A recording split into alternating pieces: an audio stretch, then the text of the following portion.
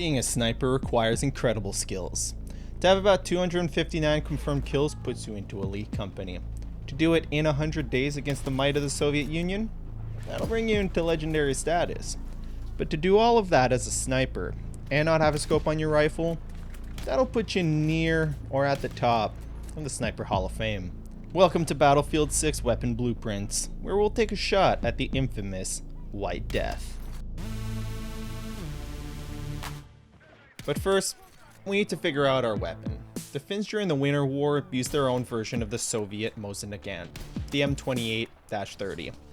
The SV98 is our best approximation to this weapon, a bolt action of Russian origin which will allow us to aim it with precision at a distance, and of course, to counter-snipe anyone who dares to try and stop us. Our first edition might seem counterintuitive for a sniper. The iron sights is our aiming device of choice, a crude sight precision-wise, but as mentioned before, the White Death was notorious for not using a scope, as that would give off a larger profile for others to aim at, and not to mention that the cold could fog up your sight to the target. Despite the lack of zoom for long shots, and the added costs compared to basic sights, the iron sight does give us an added advantage, and another reason why the White Death didn't use a scope: glare. The lack of glare as a sniper does give us an advantage of not giving away our position, but also won't give the enemy a hint that they're being aimed at either. Next up, our barrel.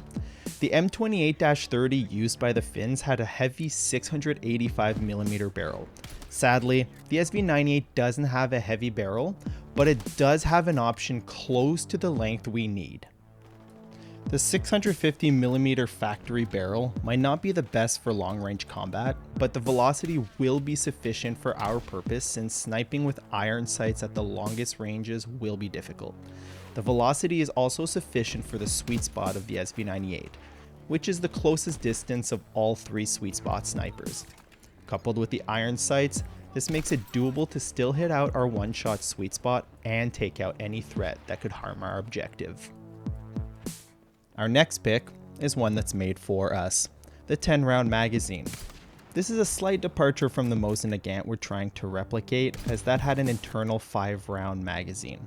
The SV98's only magazine option is a detachable 10-round option, which makes our Mosin Nagant feel almost like a hybrid mixed with the British Lee Enfield.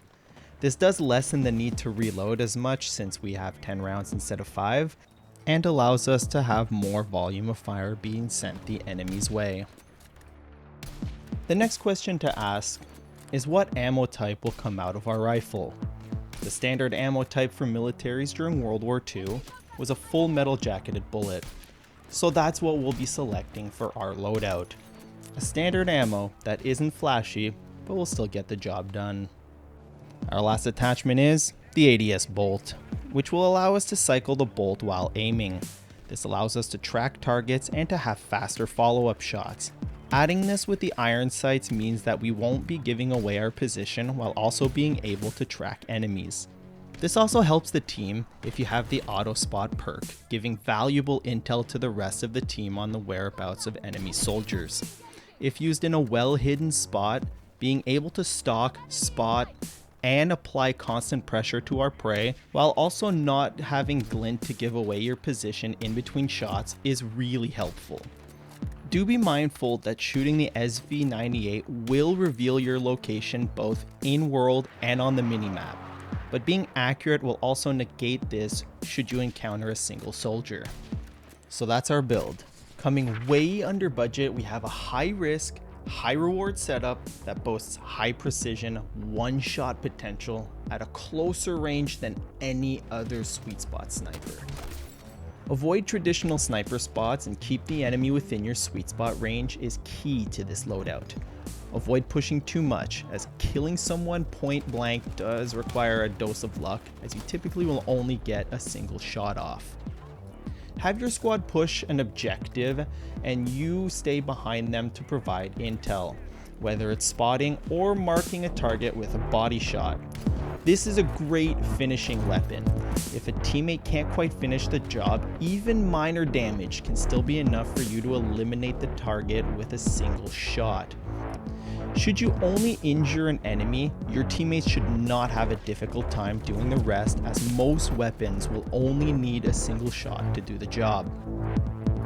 Move often to new locations, as every shot you take will attract more and more enemies to your doorstep and require you to play in an increasingly disadvantaged position.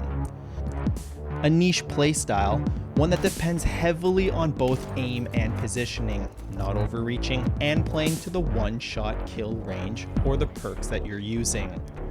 Alternatively, you could go for the 630mm 3LR long barrel to upgrade the velocity, which can help you hit more moving targets.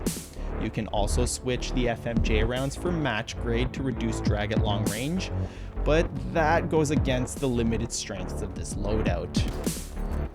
This loadout is all about embodying one of history's most legendary snipers. The White Death might have not used the most conventional loadout for his role, but his skills and mastery in hunting allowed him to overcome any shortcomings his loadout may have had. Adapt, and you'll find that taking an enemy down will be more satisfying than most sniper kills. But should you come out on top in a sniper duel, the euphoria is unlike anything else in this game. So take aim, stay out of sight, and cover your head, because when the White Death pulls the trigger, you're dead. So thank you very much for watching, and we'll see you next time for another Weapon Blueprints.